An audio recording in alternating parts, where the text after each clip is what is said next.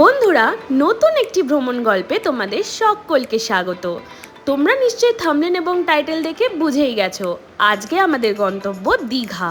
আমরা কলকাতা থেকে দীঘা যাব বাসে করে। বাস জার্নির সম্পূর্ণ ডিটেলস তোমাদের সাথে শেয়ার করব এবং দীঘাতে তোমরা অ্যাফোর্ডেবল প্রাইসে কি কি হোটেলের অপশন পাচ্ছ, আমরা কোন হোটেলে ছিলাম, আমাদের সুইমিং পুল দিয়ে আমাদের হোটেলের প্রাইস কত পড়েছিল, লোকেশন কি, সম্পূর্ণ শেয়ার করব এবং টেস্টি টেস্টি খাবার তোমরা কোথা থেকে খেতে পারবে, আর পুরো জার্নিটা কমফোর্টেবলি এবং অ্যাফোর্ডেবল প্রাইসে কি করে করতে পারবে সেটাও শেয়ার করব। আর যেটা ছাড়া কিন্তু ইনকমপ্লিট দীঘা ট্যুর, জগন্নাথ দেব দর্শন, সম্পূর্ণ ডিটেলস এই ভিডিওটা তোমরা পেয়ে যাবে। তো চলো বেশি দেরি না করে কিন্তু ভিডিওটা শুরু করা যাক। কলকাতা থেকে দীঘা পৌঁছাতে গেলে বাসে করে তোমাদের কিন্তু নেমে যেতে হবে এসপ্ল্যানেডে। আর 7 নম্বর মেট্রো গেট দিয়ে কিন্তু বেরোলেই তোমরা দেখতে পাবে বিভিন্ন কোম্পানির এখানে বাস রয়েছে, কিন্তু আমরা আজকে যেই বাসে যাব সেই বাসটির নাম হচ্ছে কালাসোনা ড্রিম লাইন। আর এটা একদম শেষ বাস রাতের। এই বাসটি এসপ্ল্যানেড থেকে ছাড়বে হচ্ছে রাত্রি 11:59 এবং তোমাদেরকে নিউ দীঘা পৌঁছে দেবে ভোর 5:30টার সময়। এবার বলি আমাদের বাসটিতে কত ফেয়ার পড়েছিল। আমাদের কিন্তু 3 দিন আগে টিকিট কাটা হয়েছিল এবং জনপ্রতি 321 টাকা করে পড়েছিল, কিন্তু এই প্রাইসটা কিন্তু ডাইনামিক। এটা কখনো কখনো আরও কমেও পেয়ে যাবে তোমরা, বা কখনো কখনো বেশিতেও পাবে। তো এটা লাকের ওপর নির্ভর করছে, আর কিছুই না। তো চলো, এই আমাদের সিট নাম্বার 16 এবং 13। আর আরও কিছু জিনিস বলে রাখি, তোমাদের বাচ্চার যদি 5 বছরের বয়সের কম হয় তাহলে তোমাদের টিকিট লাগছে না। বাচ্চার 5 বছর থেকে তার বেশি হলে কিন্তু টিকিটের প্রাইস লাগছে। এবং পার পার্সনের জন্য কিন্তু 2টো লাগেজ ফ্রিতে রাখতে দেবে তোমাদেরকে, এনাফ আই থিঙ্ক। তার বেশি এক্সেস হলে পরে তোমাদের চার্জ দিতে হবে, এটাই। আর এই বাসটিতে কিন্তু বায়ো টয়লেট নেই, ঠিক আছে। আর দেখো, দেখতে দেখতে টাইমও হয়ে গেছে। আমাদের বাসটা কিন্তু ছেড়ে দিচ্ছে ঠিক 12:24 এসপ্ল্যানেড থেকে নিউ দীঘার উদ্দেশ্যে। আর এই বাসটাতে স্লিপারও রয়েছে, তোমরা চাইলে স্লিপারেও জার্নি করতে পারো। প্রাইসটা আমি ডেসক্রিপশন বক্সে দিয়ে দেবো। তো চলো, তোমরা রাইডটাকে এনজয় করো।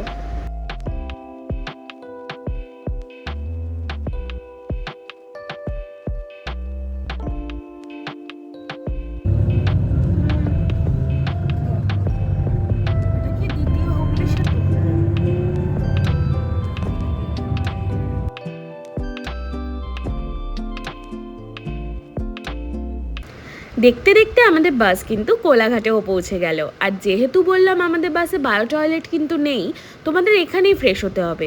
আর 10 থেকে 15 মিনিট মতন হল্ট পাচ্ছ, তোমরা চা কফি খেয়ে নিতে পারো তোমরা এখান থেকে। আর আরেকটা কথা তোমাদেরকে জানিয়ে রাখি, তোমরা যারা যারা ওল্ড দীঘা নামবে, বুক যদি আগে থেকে করে থাকো তাও কিন্তু ড্রাইভারকে একবার নক করে দিও, না হলে কিন্তু তোমাদের ড্রপ পয়েন্টটা মিস হয়ে যেতে পারে। এটা আমাদের বাসে হয়েছিল কয়েকজনের সাথে, তাই তোমাদেরকে জানিয়ে রাখলাম। তো এখন ভোর 5টা বাজে, আমাদের বাস ড্রপ করলো নিউ দীঘায়। এত ভোরবেলা তো হোটেল ম্যাক্সিমাম বন্ধ, তো দেখি চলো কি করা যায়। আগে চা খেতে হবে, চলো। হোটেল অম্বালিকার সামনেই কিন্তু আমাদের বাসটা দাঁড়িয়েছিল, আর ম্যাক্সিমাম বাস সেখানেই দাঁড়ায় এবং ফেরার সময় সেখান থেকেই বাস ছাড়ে কলকাতার উদ্দেশ্যে আসার জন্য, যদি তোমরা নিউ দীঘা থেকে ওঠো। আর এখানে একটা চায়ের দোকান ছিল, সেখান থেকে আমরা চা খেয়ে নেবো। আর আরেকটা কথা বলে রাখি, এই যে রাতের বাস ধরলে কিন্তু এটাই একটু প্রবলেম হয় যে এতটা টাইম তোমাদেরকে কাটাতে হবে। আমাদের তো খুবই প্রবলেম হচ্ছিলো, ঝড় বৃষ্টি হচ্ছিলো বলে। মানে বৃষ্টি হয়নি, প্রচণ্ড ঝড় হচ্ছিলো, বিদ্যুৎ চমকাচ্ছিল। তাও লাকিলি 2-1টা হোটেল তো খোলা ছিল, কথা বলে আমরা সেখানে ওয়েটিং রুমে বসেছিলাম। চা খেয়েই কিন্তু আমরা সময় নষ্ট না করে বেরিয়ে গেছি হোটেলের খোঁজ করতে। তো প্রথমেই যেই হোটেলটা দেখাবো সেটা হচ্ছে ডয়াল ইন্টারন্যাশনাল, আর এগুলো সব ঢেউসাগর পার্কের সামনে। এই হোটেলটা খুবই সুন্দর ছিল, 1500 টাকা মতন দাম ছিল। এটাও ভালোই ছিল, বাট আমার সুইমিং পুলটা খুব আবদ্ধ লেগেছে, তাই আমি নিইনি। এবং রয়্যাল ক্লাসিকও খুব সুন্দর ছিল, 1500 টাকাই দাম ছিল। আর এটাও দেখো এরকম মানে খোলামেলা সুইমিং পুল নেই, তাই আমি নিইনি। বাদ বাকি কিন্তু তোমরা স্টের জন্য কিন্তু বেস্ট এগুলো। আর একদম ঢেউসাগর পার্কের সামনে, তো ওখান থেকে সব টোটো ফোটো তোমরা পেয়েই যাচ্ছ। লোকেশন খুবই সুন্দর, আর বিচ তো একদমই কাছে। ইউনিক ইনটাও ভালো ছিল, কিন্তু মেন প্রবলেমটা হয়েছিল যে রুমগুলোর থেকে না খুব স্মেল আসছিল, তো সেই কারণে আমরা নেইনি।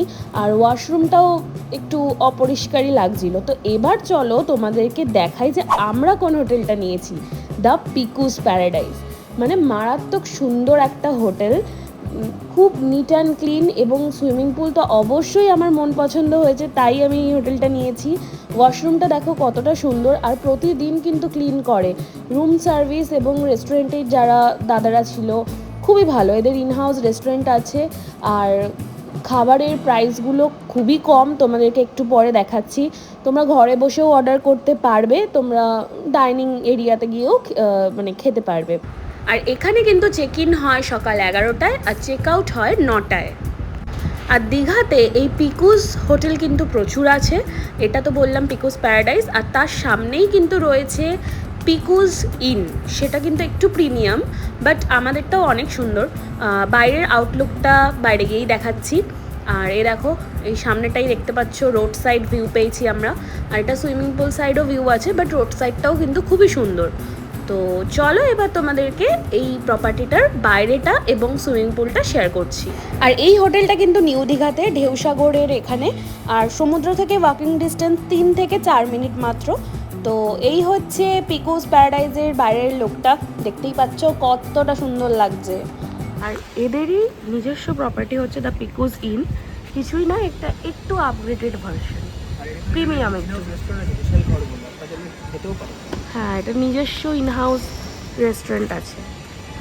আর এটা হচ্ছে রিসেপশন এরিয়াটা, এখানে তোমরা ওয়েট করতে পারো বাইরেটা বসে। আমরা ভোরবেলা যখন এসেছিলাম এখানে বসেই কিন্তু ওয়েট করেছিলাম, প্রায় 7টা নাগাদ এসেছিলাম কিন্তু আমরা। তো বেশ ভালো, আর থালিগুলোর প্রাইসও কিন্তু অনেক কম ছিল এবং টেস্ট তো অসাধারণ ছিল। তো এবার চলো সুইমিং পুলটা তোমাদেরকে দেখাই। সুইমিং পুল কিন্তু সকাল 8টা থেকে ওপেন হয়ে যায়, আর সন্ধে 8টার মতন তোমরা সুইমিং পুল লেভেল করতে পারবে। এবং পলিয়েস্টারের জামা কিন্তু মাস্ট, আমি নিয়ে যাইনি বলে আমাকে 50 টাকা দিয়ে ওখান থেকে নিতে হয়েছে। ওখান থেকেও তোমরা নিতে পারবে যদি তোমরা কেউ না নিয়ে যাও, অসুবিধা নেই কোনো। আর সন্ধেবেলা কিন্তু ডিজে হয় এখানে, ঠিক আছে? তো বেশ ভাল লাগে সন্ধেবেলাটাও। তো দেখো এখানে সুইমিং পুলে তো খুবই মজা করেছিলাম।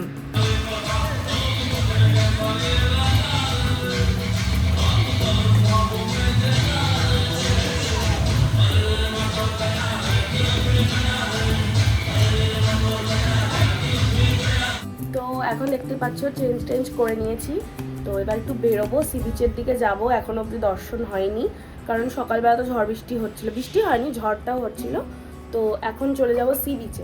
এই জায়গাটা হচ্ছে ঢেউসাগর পার্ক, এই সামনেটাও প্রচুর হোটেল আছে, বাজেটেই আছে, তোমাদেরকে দেখিয়েছি। আর এই গলিটা দিয়ে ঢুকে একদম ডান দিকে গেলেই আমাদের হোটেলটা পড়ছে, পিকুস ইন। আর এখান থেকে বেরিয়ে এসে একদম অপোজিট সাইডের এই রাস্তাটা ধরে আমরা এখন চলে যাব সি বিচে। এটা কিন্তু নিউ দীঘায়। তো চলো। জীবনের সব ক্লান্তি যদি কোথাও গিয়ে হারিয়ে যায়, তাহলে সেটা এই সমুদ্রের ধারে। দীঘার সমুদ্র সৈকত যেন প্রকৃতির এক অসাধারণ সৃষ্টি। ঢেউগুলো যখন একের পর এক এসে তীরে আছড়ে পড়ে, তখন মনে হয় যেন তারা আমাদের সব ক্লান্তি ধুয়ে নিয়ে যাচ্ছে। সত্যি এ এক অদ্ভুত অনুভূতি। অসাধারণ লাগছে সমুদ্রে অনেক বছর পরে এসে, ঠিক আছে? চুল ফুল উড়ে যাচ্ছে। তো এখন আমরা কিছু খেতে যাব, খুবই ক্ষুধার্ত আমরা। আমাকে নামাও। এখানে প্রচুর খাবার দোকান রয়েছে, তো সেখানেই যাচ্ছি। চলো, ওখানে লাইন দিয়ে খাবার দোকান রয়েছে, এপাশেও প্রচুর আছে। 25 টাকার মধ্যে তোমরা এখানে পরোটা এবং ঘুগনি পেয়ে যাবে। আর ধোসা নিয়েছিল 80 টাকা। 80 টাকা হিসেবে ধোসাটা তো একদমই অখাদ্য খেতে, জঘন্য, একেবারে খেতে পারিনি। তো আমি রেকমেন্ড করবো একটু ভালো জায়গা থেকে খাও। এই প্রথম এবং শেষ দিনই আমরা এরম জায়গা থেকে খেয়েছি, পরের বার থেকে কিন্তু ভালো জায়গাতেই খেয়েছি। তো চলো, কিছু আর করার নেই, এবার আমরা যাচ্ছি উদয়পুরে, ঠিক আছে? আর টোটোতে তো মারাত্মক আকাশ ছোঁয়া দাম বলছিল, জানি না কেন। এই গাড়িতে মাত্র 150 টাকা মতন নিয়েছিল। গাড়ির ডিটেলস তোমাদের সাথে শেয়ার করে দিচ্ছি। নিউ দীঘা থেকে উদয়পুর কিন্তু 150 টাকায় দুজনকে পৌঁছে দিয়েছিল। আর এই উদয়পুর বিচটা কিন্তু খুবই সুন্দর ছিল, কিন্তু এখানে কিন্তু ম্যাক্সিমাম লোকজন ড্রিঙ্ক করতেই আসছিল। আর আমরা যখন নামছিলাম অনেকজন এরকম আসছিল যে ড্রিঙ্ক করবেন বলছিল, বাট এদের পাল্লায় কিন্তু একদম পড়ো না। যদি তোমরা শুধু ঘুরতে গিয়ে থাকো এবং জায়গাটার ফিল নিতে চাও, তাহলে তোমরা নিজেদের মতন হেঁটে চলে আসবে। দুজন বলবে, তারপরে আর তোমাদের আর কেউ জিজ্ঞেস করবে না, তোমরা যদি না করে দাও। তো যাই হোক না কেন, তারপরে তো সমুদ্রের ফিলটা নিচ্ছিলাম, খুবই সুন্দর ছিল উদয়পুর বিচটা। আসলে দীঘার বিচে কিন্তু নামা যাচ্ছিল না, এত পাথর ছিল বলে, কিন্তু উদয়পুরে কিন্তু সেই এনজয়মেন্টটা আমরা করেছি। আর এখানে কুলফি কিন্তু মাস্ট ট্রাই করো, এই দোকানটা থেকে অসাধারণ খেতে ছিল। কোনো কোনো কুলফি ছিল 30, কোনো কোনো ছিল 50, আমার ঠিক মনে নেই আমরা কোনটা খেয়েছিলাম, বাট দারুণ ছিল। ব্যাস বিচে একটু সময় কাটানোর পরে কিন্তু আমরা আমাদের হোটেলে ব্যাক করে গেছি, আর দুটো থালি নিয়ে নিয়েছি, একটা চিকেন থালি, একটা এগ থালি। 229 ছিল চিকেন থালি আর 149 ছিল এগ থালি। আর দেখতেই পাচ্ছ কত রকমের আইটেম দিয়েছে, আর কোয়ান্টিটি তোমরা দেখেই বুঝতে পারছো যে ভালো। আই থিঙ্ক তোমরা নিজেরা ট্রাই করো গিয়ে, তাহলে তোমরা বুঝতে পারবে আমি কি বলছি। আর এই ঘুরে আসার পরে তো অত্যাধিকই খিদে পেয়ে গেছিলো। আর দেখো সব শেষে আমরা কিন্তু নিয়ে নিয়েছিলাম 75 রুপিসের 2 স্কুপ বাটারস্কচ আইসক্রিম। মানে এত সুন্দর একটা হোটেলে 75 রুপিসের যেই কোয়ান্টিটির আইসক্রিম দিচ্ছে, এটা কিন্তু অনেক।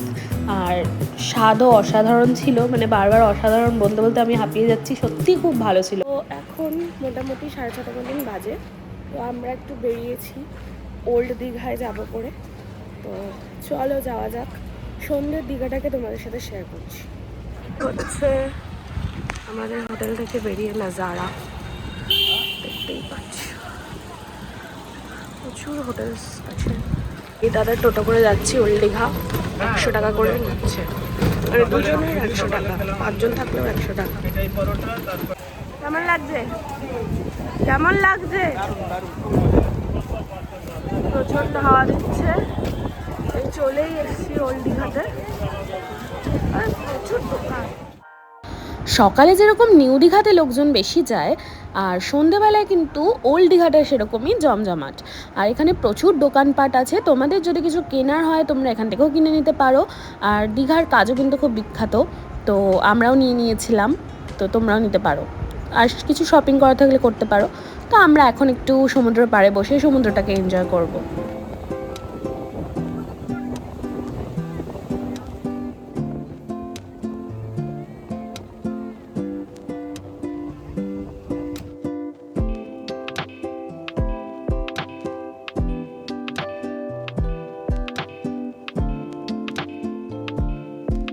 বাচ্চাদের অ্যাক্টিভিটি হচ্ছে, আমি কেন করবো?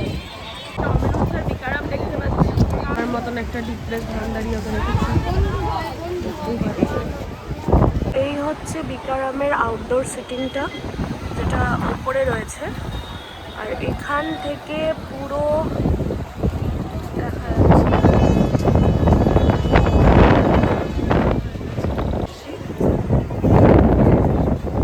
আমি তো বলবো একবার তোমরা এই বিকারামের আউটডোর এরিয়াতে মানে যেও, আর এখান থেকে ফিলটা কিন্তু একদম অন্যরকম, সুন্দর হাওয়া আসছিল।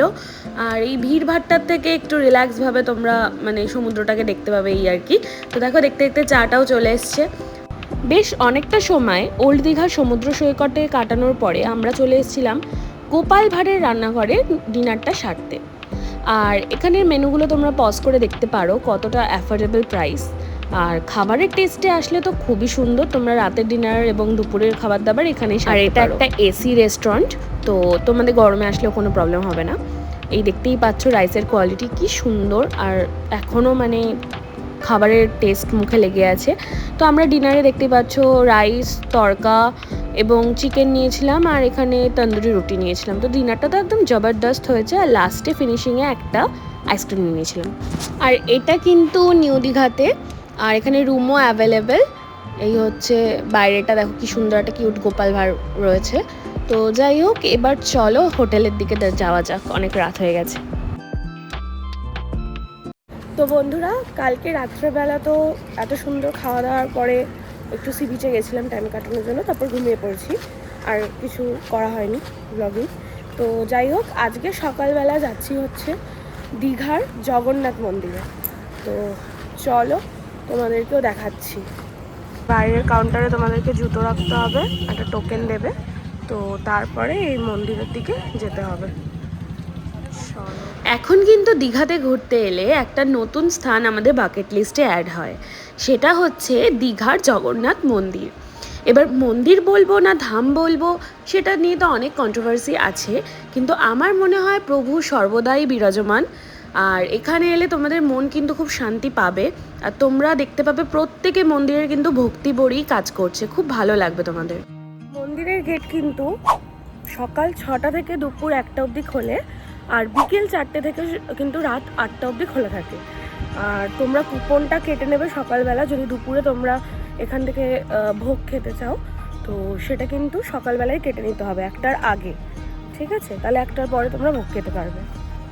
দেখো ভেতর থেকে কিন্তু প্রসাদ পাওয়া যাচ্ছে, বাইরে থেকে নেওয়ার কোনো দরকার নেই, ভেতরেই পেয়ে যাবে পুরো মন্দিরের গেটের সামনে। তো চলো এবার ভোগটা যাবে।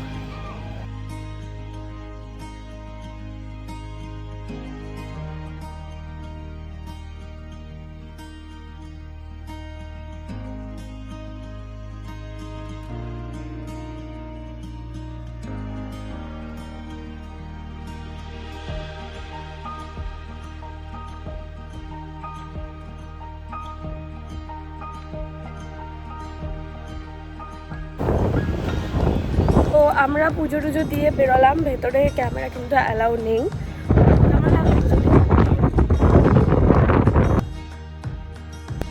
আজকে কিন্তু আমাদের বাস রয়েছে দুপুর 1:30-এ, সেই কালাসোনা, কিন্তু এটা হচ্ছে ভলভো, ঠিক আছে? এটাতে কিন্তু তোমাদের বায়ো টয়লেট আছে, তো সবটাই শেয়ার করবো, আজকে বাড়ি ফিরে যাব। তো চলো তার আগে একটুখানি ঘুরে আসি বাইরেটা, কারণ এনাফ টাইম আছে। কেমন হেলদি খাবার। তো আজকে আমরা দীঘা থেকে চলে যাচ্ছি, কোন দীঘাতে এখন রয়েছি, ব্রেকফাস্ট করছি, খুব খারাপ লাগছে। ঠিক আছে, আবার নতুন জীবনে ছন্দে ফিরতে হবে, তবে কথা দিচ্ছি আবারও সমুদ্রে যাব, এবং সেটা এর থেকেও খুব সুন্দর। চলো দেখা যাবে। চায়ে आणि রাধা বল। তো এবার এটা আমরা খাবো, খেয়ে দিয়ে আমরা যাবো। আমরা কিন্তু নিউ দীঘার থেকে বাসে উঠেছি, আর সম্পূর্ণ ডিটেলস আমি ডেসক্রিপশন বক্সে দিয়ে দেবো বাসটার ব্যাপারে, তোমরা একবার চেক করে নিও। আর আমাদের জার্নি তো খুব কমফোর্টেবলি হয়েছে, আমরা বসেই এসছিলাম, যেরকম এসছিলাম সেরকমই ফিরছি। তো চলো এই ভিডিওটা কেমন লাগলো জানিও, আর এরকম কিছু ব্লগ দেখতে গেলে কিন্তু চ্যানেলটাকে অবশ্যই সাবস্ক্রাইব করে রাখো। দেখা হচ্ছে নেক্সট ব্লগে, টাটা।